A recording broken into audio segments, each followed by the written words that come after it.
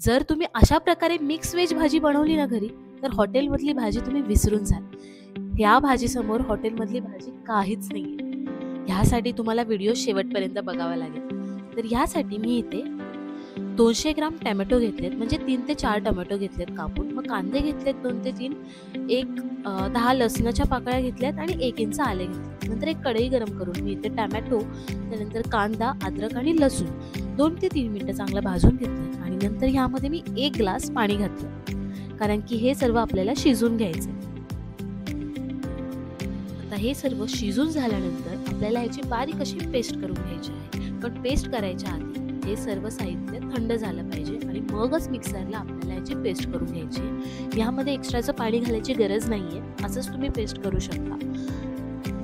आता आपल्याला इथे काही भाज्या लागणार आहेत, तर यासाठी मी इथे बारीक चिरून बटाटा, फ्लॉवर, गाजर, फरसबी, त्यानंतर शिमला मिरची, वाटाणे आणि पनीर घेतलं आहे. तुम्हाला हवं तर तुम्ही अजून भाज्या घेऊ शकता, तुमच्या घरी ज्या अवेलेबल असतील. त्यानंतर मी इथे कढई गरम करून घेतली आहे. कढई गरम झाल्यानंतर मी इथे तेल घातलं. आता हे सर्व भाज्या आपल्याला एक एक करून तळून घ्यायच्या. तर सर्वात आधी मी इथे बटाटा तळून घेतलाय. त्यानंतर मी इथे फ्लॉवर तळून घेतलेला आहे.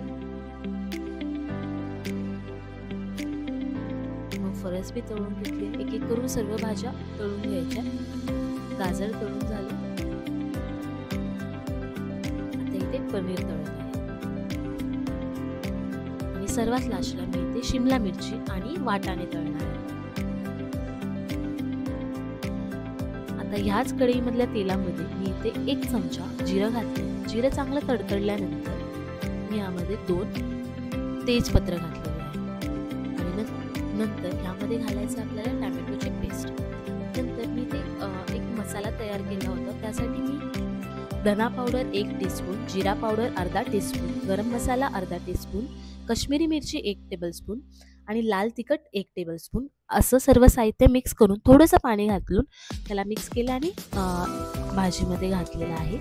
त्याला चांगली उकळी आल्यानंतर, म्हणजे थोडंसं तेल सुटून द्यायचं आणि नंतर गरम पाणी घातलं. मिक्सरच्या भांड्यामध्ये मी थोडंसं गरम पाणी घालून या मसाल्यामध्ये घातलं. नंतर बारीक चिरलेली कोथिंबीर घालायची, मिक्स करायचं चांगलं आणि नंतर सर्व भाज्या आपल्याला यामध्ये घालायच्या.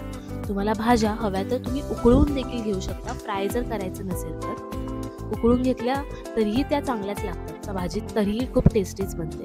नंतर ह्यामध्ये चवीनुसार मीठ घालायचं आणि अर्धा चमचा एवढी साखर घालायची, म्हणजे भाजीला थोडासा गोडवा येतो आणि तिखट आणि आंबटपणा देखील बॅलन्स होऊन जातो. सर्व मिक्स करून झाल्यानंतर मी इथे गरम पाणी घातलं आहे अर्धा कप. तुम्हाला जशी कन्सिस्टन्सी हवी आहे ना भाजीची, त्या प्रकारे तुम्ही पाणी घाला, पण गरम पाणी घालायचं.